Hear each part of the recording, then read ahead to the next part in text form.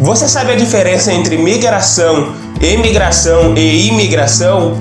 Não?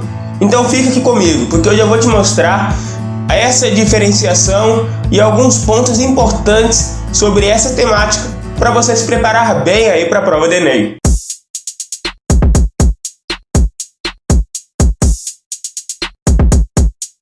Oi gente, tudo bem? Eu sou Eduardo Airosa, sou graduando em Geografia pela Universidade Federal da Bahia. Uma alegria muito grande para mim estar aqui com você nesse dia. Bom, hoje, como eu disse no início desse vídeo, nós vamos conversar um pouco sobre a temática de migrações, entender essa diferenciação aí que embanana muita gente e alguns aspectos também que eu considero bastante importantes para a sua preparação.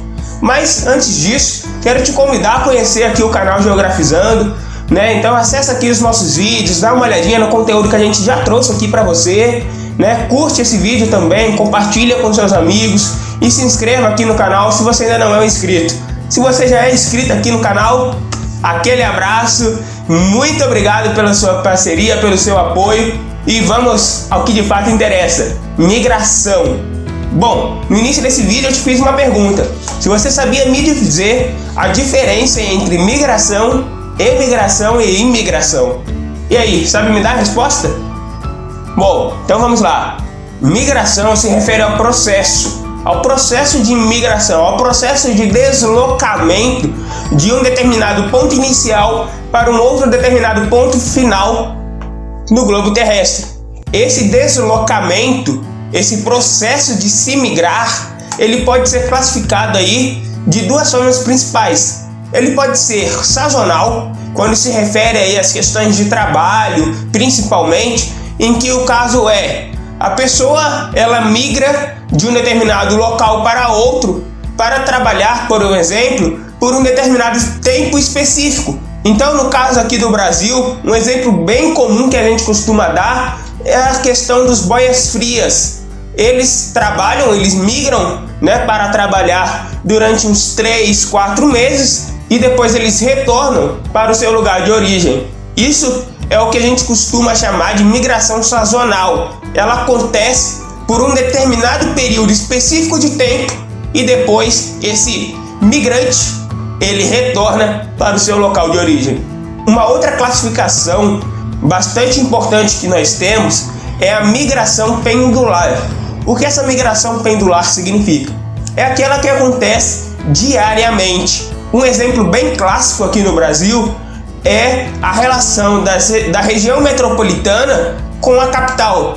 Aqui no caso nosso, da Bahia, em Salvador, nós temos, por um exemplo, aquelas pessoas que estudam ou trabalham em Salvador, mas que não residem aqui na capital. Elas moram, por exemplo, em Lauro de Freitas, em Camaçari, em Dias d'Ávila, em regiões próximas a Salvador, mas que não estão no espaço territorial pertencente à capital baiana. Então, quando a pessoa ela migra todos os dias de um determinado local para outro, a fins de estudo ou trabalho, a essa migração, a esse processo de migração, nós damos o nome de migração pendular. Então, migração é o processo e pode ser classificado principalmente como sazonal, quando ele acontece por um determinado período de tempo específico e depois desse limite de tempo, o migrante ele retorna para o seu local de origem, e pendular, quando o migrante faz esse processo todos os dias, a fins de estudo ou trabalho. Então, essa é a principal diferenciação que você tem que saber. E agora, imigrante e emigrante, qual é a diferença entre eles? Isso vai depender do que a gente chamou de ponto de partida e ponto de chegada no fluxo migratório. Esse ponto de partida e esse ponto de chegada vai ser justamente o aspecto fundamental para que nós possamos fazer essa diferenciação. Vamos pegar um exemplo, por um acaso, de um norte-americano, de um estadunidense, que ele migra para o Brasil. Vamos lá, o CEO de uma multinacional migrou dos Estados Unidos para cá, para o Brasil. Qual é a classificação né, dentro desse processo de imigração que podemos atribuir a essa pessoa? Ele é um emigrante ou ele é um imigrante? E aí, sabe me dar a resposta? Para você que disse depende, muito bem, você acertou. Depende do seu ponto de partida, depende do seu referencial. Para o país de origem dele, no caso aqui do nosso exemplo, os Estados Unidos da América, esse migrante, ele é um emigrante, porque ele está saindo do país de origem dele em destino para se estabelecer em um outro país. Então, para os Estados Unidos da América, essa pessoa que migra de lá para cá, ele é um emigrante, porque ele está saindo do país. Quando esse migrante, ele chega aqui no Brasil, ele já não é mais um emigrante. Ele é, para nós, brasileiros, um imigrante, porque ele está adentrando o nosso país, ele está se fixando no nosso país. Então, essa é a grande diferenciação. Emigrante e imigrante, eles têm essa diferenciação caracterizada no nosso referencial. Se o meu referencial é o país de origem, o país em que a pessoa está deixando para ir se estabelecer em outro, nós chamamos essa pessoa de emigrante.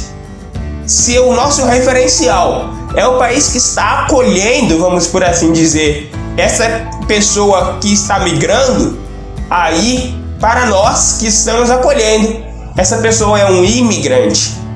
Beleza? Não esqueça desse detalhe. Muita gente faz confusão e isso na hora da prova realmente atrapalha muito, porque um termozinho errado, você tem uma compreensão errada da questão e aí já foi. E o Enem, como a gente sabe aí que os nossos estudiosos nos dizem, nós temos um tempo muito curto para responder cada questão. Então, cada detalhe é importante no nosso processo de compreensão. E como eu tenho dito aqui no canal, o Enem ele vai muito além de temáticas isoladas. Nós não temos no Enem uma questão objetiva, crua, que ela não faça conexão ou correlação com outras temáticas. Todas as questões, até mesmo as objetivas, elas têm um fundo de contextualização. E então eu te pergunto novamente, qual é a temática relacionada à migração atualmente no mundo inteiro que nós temos? Para você que disse refugiados, é isso aí. Os refugiados hoje estabelecem um fluxo de migração bastante importante. Normalmente se tratam de pessoas que estão fugidas, né, de países em que há um conflito ou uma guerra que perdura aí durante anos e que tem vitimado milhares de pessoas. O exemplo mais comum são os refugiados que vêm da Síria, fugidos aí dos permanentes praticamente conflitos, né, que nós temos naquela região. Esses refugiados, eles hoje representam um fluxo de diversos países destinados principalmente para os países da Europa, mas não somente. Eles também adentram países como os Estados Unidos, Brasil, ocupam a América e Oceania. Então é um fluxo migratório para diversas localidades do mundo. E no Brasil a gente tem um fenômeno bastante particular, que é o processo migratório de venezuelanos para o nosso país. Então nós temos aí milhares de venezuelanos que estão abandonando o seu país para vir se estabelecer aqui no Brasil. Muitos deles fugindo aí dos conflitos civis provenientes do golpe de Estado aplicado durante o governo de Nicolás Maduro. Então nós temos esse processo de migração bem recente no mundo. E para vocês terem uma noção de como migração é importante e que o Enem ele sempre traz questões relacionadas a isso, é que no ano de 2012, não faz tanto tempo assim, né? A temática da redação foi justamente essa. O tema da redação do Enem naquele ano foi processos imigratórios para o Brasil no século XXI. Então essa temática ela trouxe consigo diversas questões e embananou muita gente, porque o pessoal ficava, imigratório é o quê? É o que está saindo, é o que está chegando no Brasil? Essa dúvida atrapalhou muita gente na hora de produzir. E essa é a dúvida que você não vai ter mais, porque hoje aqui nós sanamos para você. E mais uma vez eu quero te convidar a conhecer o nosso canal. Aqui no Geografizando você vai ter acesso a diversos conteúdos relacionados à geografia. E eu tenho certeza que irão te propiciar um melhor estudo para que você possa se preparar bem aí para essa prova do Enem, um vestibular bastante importante para a nossa vida acadêmica e para a nossa vida profissional também. Então, não se esqueça, curte esse vídeo, compartilha com seus amigos, inscreva-se aqui no canal, ative o sino das notificações para que você não possa perder nenhum conteúdo novo que a gente disponibilizar por aqui. Então, um forte abraço, bons estudos, até a próxima, tchau, tchau!